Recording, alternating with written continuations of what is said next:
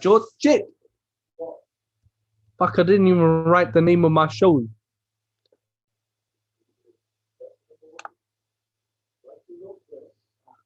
What's going on, everyone? It is your boy right here, man. MMA Reloaded.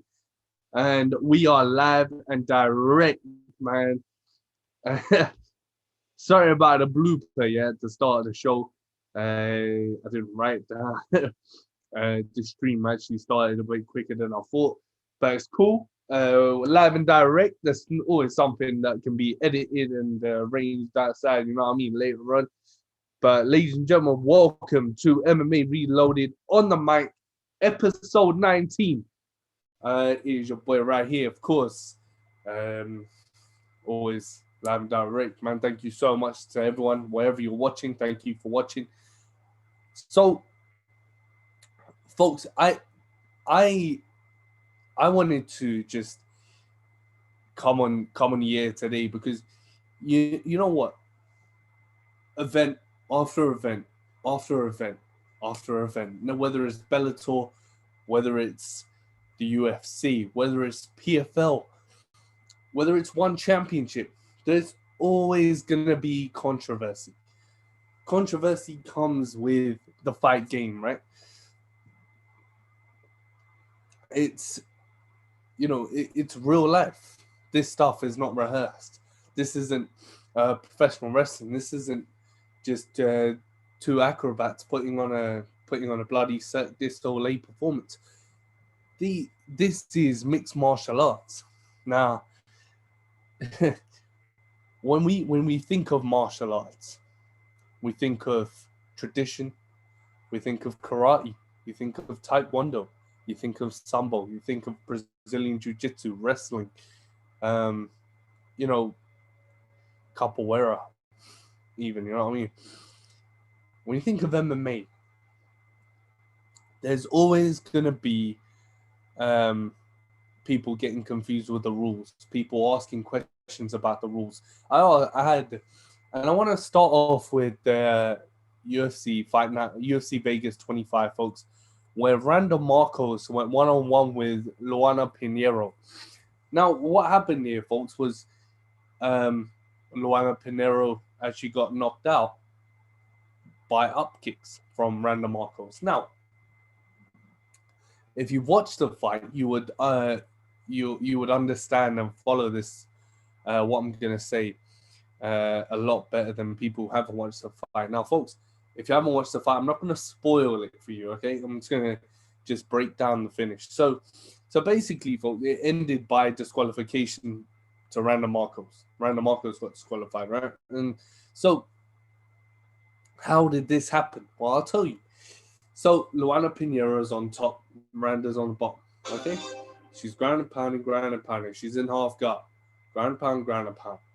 What happens is Randa scoots her hips back and she up kicks Luana Pinheiro. So when she up kicks her, Pinheiro's hands, all right? Pinheiro's got one hand. She had one hand on the ground initially. She takes one hand off, Randa kicks her. Then she takes one hand off again, Randa kicks her again. Randa keeps kicking her. And at this time, Pinheiro's hand is not on the mat anymore, yeah? And she goes down. She fell back and she got knocked out. So her hand was on the mat when Randa started kicking her. Then when Randa continued, her hand went off, you know? In my opinion, and they called this a disqualification for Randa Marcos. So when I think about up kicks, folks, and this is what I actually determined it to be, was an up kick, because it was. So when we talk about up kicks have been part of the MMA community for over 20 years. I mean, I've seen, Nico Price now. Nico Price is famous for his up kick knockout, and Tony Ferguson is famous for his, and the Ultimate Fighter. And I remember Fabian Edwards knocked out Falco with a up kick. So up kicks are nothing new to MMA fans, right? So why was that called a disqualification? Well, I'll tell you why. It's because when she kicked her, it was kind of like the Aljamain Sterling thing, right? But with Aljo, you can see he was clearly a grounded opponent. With Pinheiro, her hand was off the ground when Randa Marcos was kicking her. So, in my opinion, that was bullshit. And if they're calling it for that one hand being on a mat, I would say that's even bigger bullshit than anyone would have ever imagined. So, in that respect, and with respect to up kicks are not illegal. They are not off. They are not off MMA fighters' resumes. They're not off your moveset, your attributes. Up kicks are common sense in MMA. If you don't want to get ground and pounded or top controlled, or you don't want to get mounted, and your opponent's stacked on you, what's your first move? You kick up. So you create that distance and that separation for you to get up back to your feet if you want, or you want to scoot your hips forward. You want to tie him up. You want to do anything. You want to just create distance with an up kick. If an up kick happens to land on your opponent's face the way it did to Luana Pinheiro, it's sad. It is, but because you don't really expect it to have that effect and land that flush, as Randa Marcos did. She landed 4-5 nasty ones. She was just bicycle circling her knee in like a bicycle motion. She was just pedaling her knee in Luana's face. It is sad because you kind of never know what after effects that has on Luana Pinheiro. Because she could have a concussion. You kick her in the head. You get kicked in the head that much, man, in the face. Broken nose. You have broken cheekbones, bro. Whatever, man. And if one of your toes lands in her eye, you're fucked. So there are pros. There are benefits. You can argue both sides. You can argue for Randa that it wasn't an illegal strike. It was a KO win in my eyes. For Luana Pinheiro, the aftermath effect that she suffered, the referee was right to call it off. And you kind of just think about. I got a lot of messages after that fight, folks, where fans were asking me, what was the call? What was the decision? Why was that decision made? And I'm just thinking to myself, well, the decision was made because of the way Luana landed, the way she fell back, her condition afterwards, and the way it looked like the kick was thrown and her hand was on the mat. They put those two pieces and aspects together, and that's how they sort of, in my opinion, that's how they determined their fight. That's how they determined the decision to disqualify Randa. I don't think Randa deserved to be disqualified at all. It was the same thing with Eddie Alvarez and Yuri Lapkus. So Eddie Alvarez has Yuri against the fence. He's punching and punching and punching and punching and punching, ground and pounding the shit out of Lapkus. So Lapkus knows he's in trouble. Yeah, and everyone saw this fight. I noticed it. Lapkus knew he was in trouble. He was turning his head willingly to force Eddie Alvarez punches into the back of his head. Done deal. That was not Eddie's fault, and now Alvarez has got that overturned. And I believe Randa Marcos should do the same thing.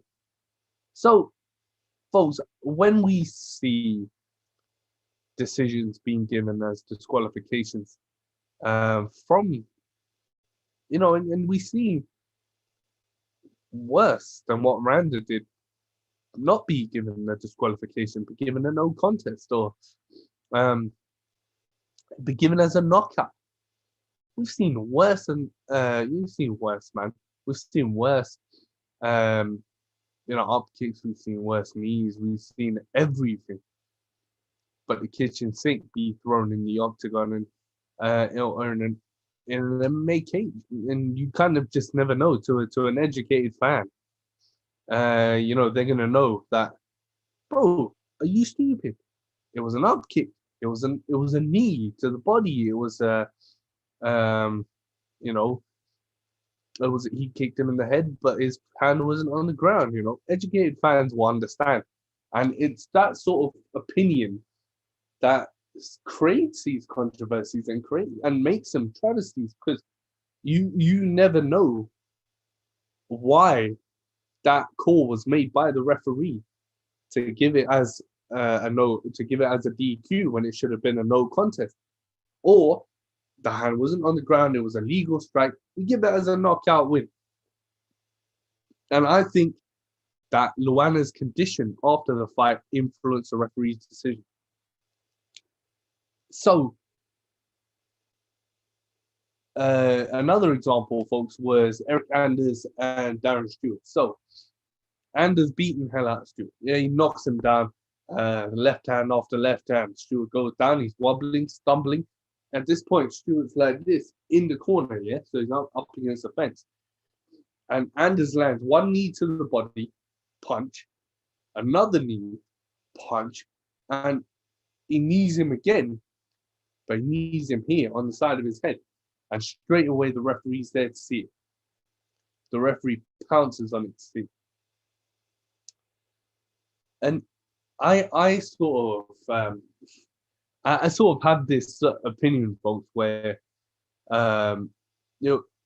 even tough fighters know that they're losing a fight, so they want to sort of use the rules to their advantage, either to get a win or to at least give their fighter a warning, give their opponent a warning, or have him drop a point. Fighters are smart. Yeah, if you know how to bend the rules and you know you're behind in a fight, what's stopping you? Yeah, you're gonna eat a knee to the head or a low shot or anything, but it's one of these things, in my opinion, that with disqualifications, with decisions, like PFL too, we saw some very controversial decisions, like Alex Martinez versus Loic Radzhabov. I don't really. You see, with PFL, I don't really think that you can fool fans with the decision and who won the fight, because your bloody scorecard's in front of you, man, in front of the fan watching. And you got a verdict app, MMA, to sort of to guide who fans think won each round. It's one of these things, folks, where you can either, you can look at it with decisions. You can either look at it in a way, oh, who did more damage? Or, I saw a fight, folks, with Dustin Jacoby and Ion Cutelaba. So when Ion Cutelaba versus Dustin Jacoby was given as a draw. So if I pull up the stats for Ion Cutelaba and Dustin Jacoby, you can see, clear, all right, clear as day, yeah. You can't see it clearly, so you can see it here, folks, clear as day. 9 takedowns out of 19 attempts for Ion Cutelaba. 71 significant strikes to Dustin Jacoby's 84. Yeah. So you can probably give the takedowns to Ion and Dustin Jacoby. You can give the significant strikes. Then what else do you have to determine? There were no submission attempts thrown. There were no knockdowns. There's total strikes. And total strikes, Jacoby landed the higher percentage, but the total strikes landed came to Ion Cutelaba, so you can give it to Ion. It's one of those things, folks, where with decisions, with judges, and this is why I have a problem with judging, and this is every podcast, every show I do, folks, and not podcasts, the shows, every show we do, I always point my finger at a judge, or the judges in general, the panel. Yeah, I'll always say to my guests, if I have a fight, I always say, bro, what do you think about the judging, or what do you think about the referee?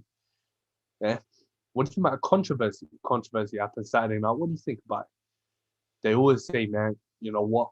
I think judges should be removed with and replaced with, you know, people or with judges who know MMA, who specialize in MMA. Have old fighters on there. Mark Coleman's doing that. Chris Lieben, have Ken Shamrock, have T.O.T. Do something to sort of improve these things, you know? They have these things, yeah? Never leave it in the hands of a judge. You know? And that's fine with me. But when you have world-class fighters and you have, you know, it's not really an easy run in the park. And you have world-class fighters, you have a world-class fight, yeah, it is bound and 100% bound that, it could go very well to the judge. So don't you think that the UFC for years have seen this issue grow and escalate to something a bit more serious and should really replace their judges with judges who know shit about MMA? Not unless the Nevada State Athletic Commission has anything to say on their judging panel, or the USADA does, or the USAC, but you never know. You have to think, folks, here that with controversies, it has to do with the fighters too. You have a lot of controversy to do with a fight. A fight could be as fast-paced, adrenaline-filled as any fight on the market today. Yeah, Brandon Marcos, Luana Pinheiro, great fight. Eric Anders, Darren Stewart, or Gabriel Green versus Philip Perot. Glover Teixeira versus John Jones with the eye pokes. Things like that.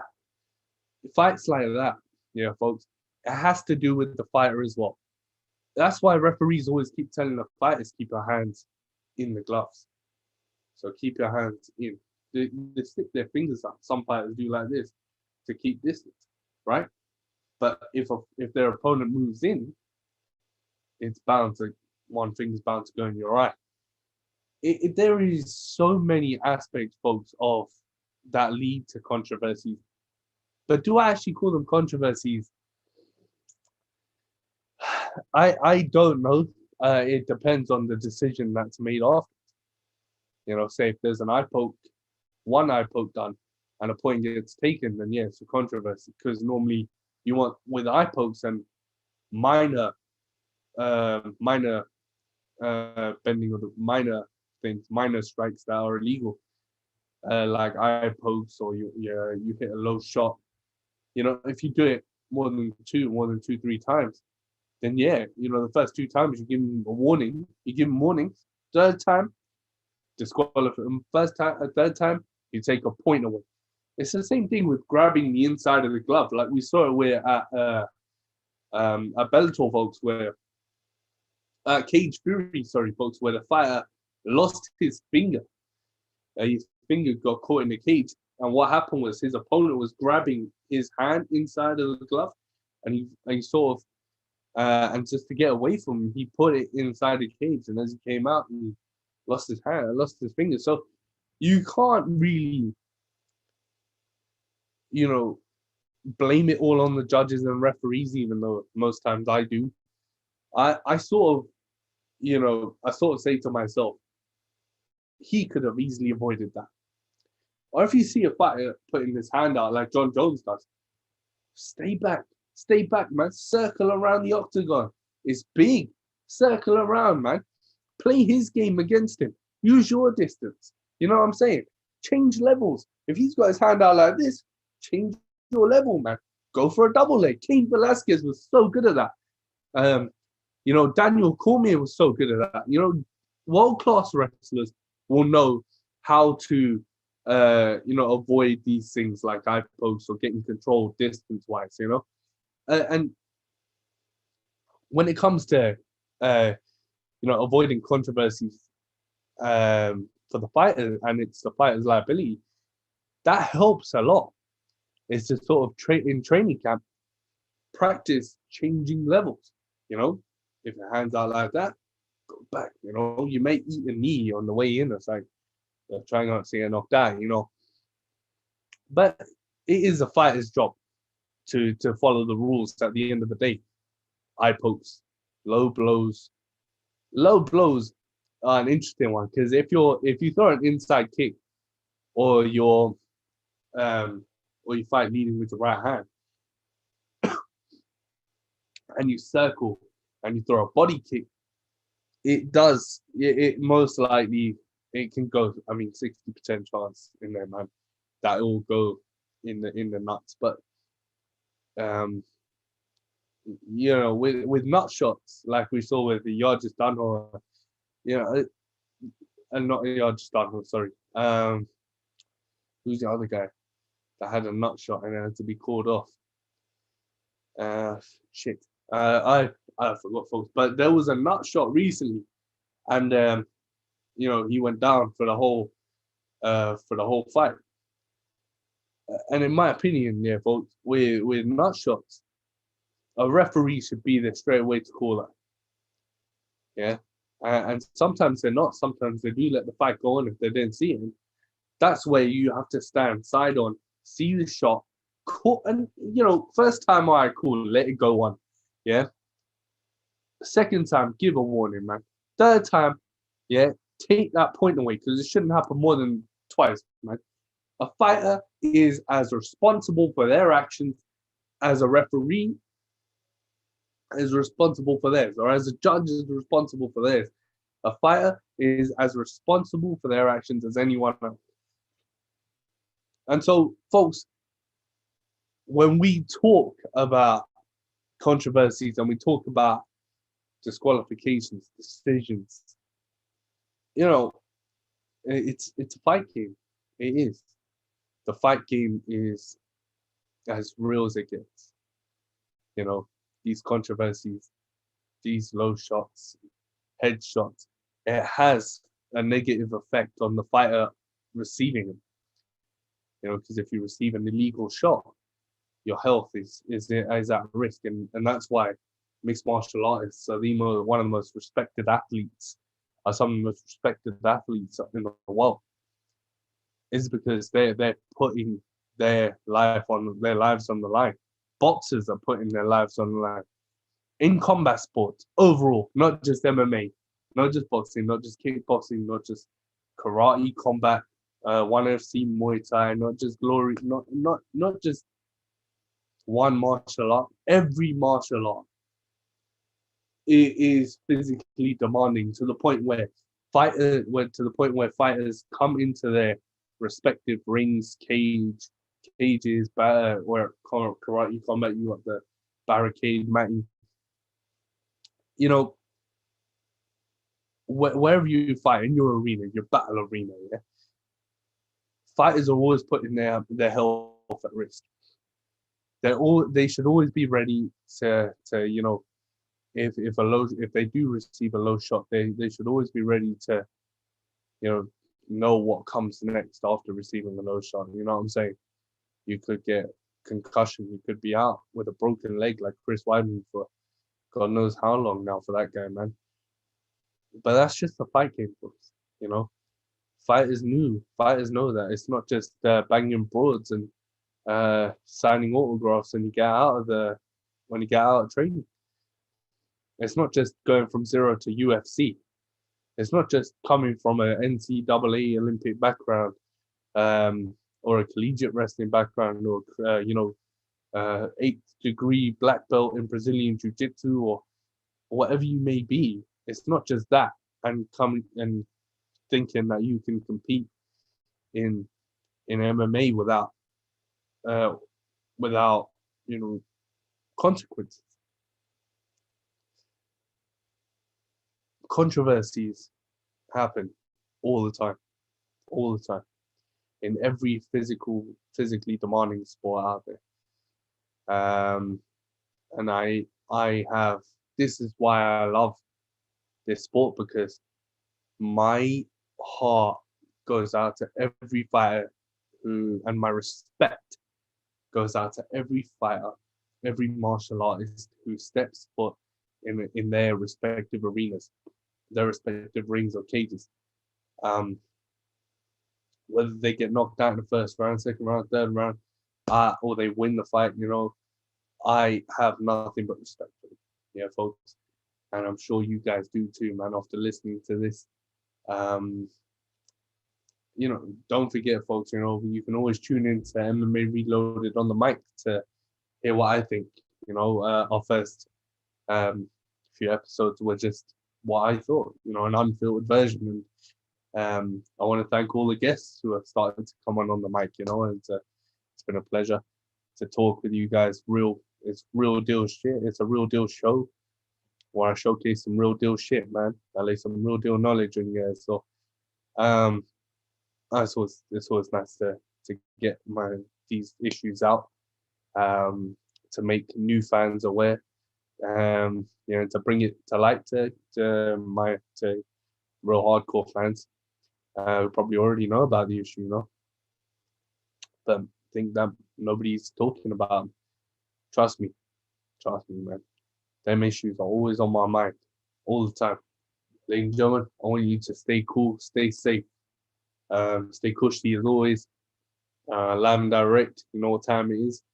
Don't forget, folks, I may not be in my studio right now, so the shirts are not behind me, but you can always go to MMAReloaded.co.uk to buy our full selection of merchandise, to see our full selection of merchandise, from t-shirts to hoodies to accessories. We cater for everything you guys need. We facilitate you, man. And you can go on eBay as well to look at to find our MMA Reloaded logo design shirts. Also, folks, the logo design shirts are on sale. 2 shirts for £35. That's Great British pounds. So check your currency, man. And always stay cool, stay tuned. And thank you so much for supporting everyone.